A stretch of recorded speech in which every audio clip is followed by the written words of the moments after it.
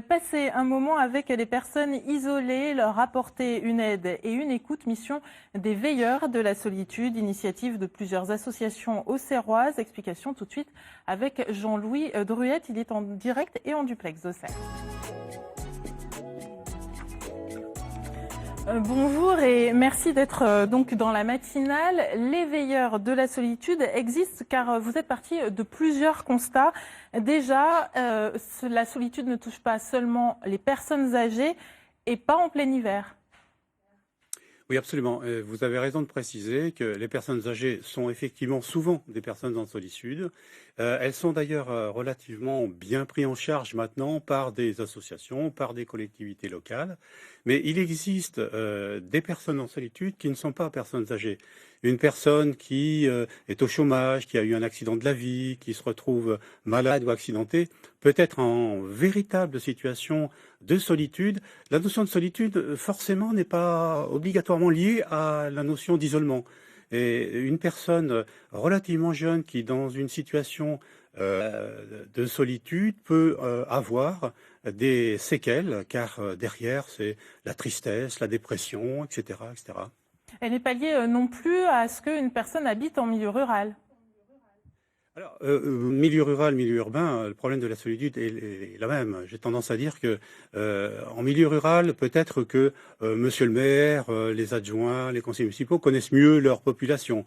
Mais le concept que nous avons voulu mettre en place à travers les veilleurs de la solitude, c'est plutôt d'aller repérer ces personnes qui sont isolées, seules, malades, etc., plutôt que de voir, si vous voulez, ces gens-là qui ne vont pas se manifester. Il faut aller les chercher. Donc la notion des veilleurs de la solitude, c'est presque effectivement un concept qui veut qu'on aille plutôt regarder autour de nous, dans sa rue, dans son quartier, dans son immeuble, pour voir si une personne n'est pas en situation difficile. Qui sont justement ces veilleurs de solitude?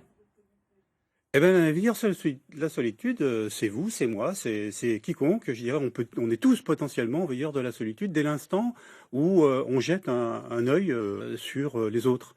Et j'ai tendance à dire que c'est presque une action citoyenne, hein, au-delà de la notion d'aide et d'écoute, mais c'est aussi se montrer responsable et ne pas attendre que tout arrive des structures officielles, du Conseil général, de la mairie ou quoi que ce soit. C'est une prise de conscience personnelle sur des situations vulnérables des gens qui nous entourent peut-être.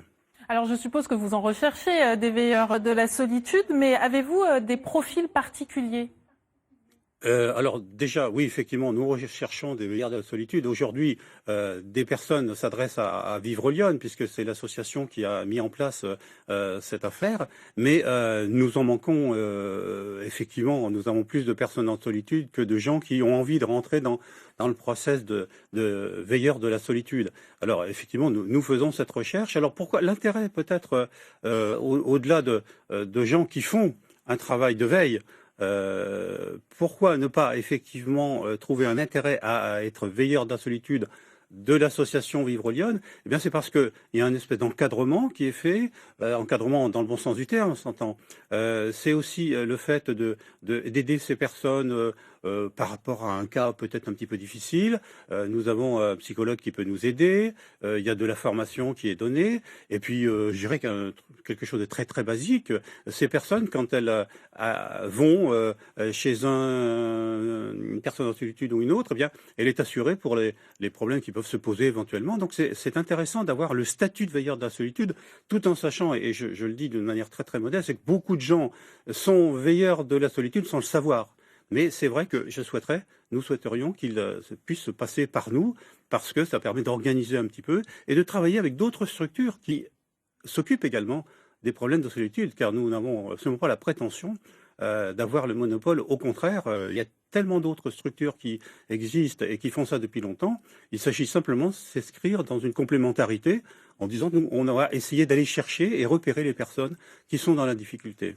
On est d'accord qu'il s'agit d'accompagner ces personnes et non de leur imposer des choix. Alors ça, c'est très important. La question ce que vous évoquez là, c'est parce que il s'agit de respecter ces personnes. Il ne s'agit pas de leur inculquer notre vision personnelle de la vie ou de tel ou tel concept.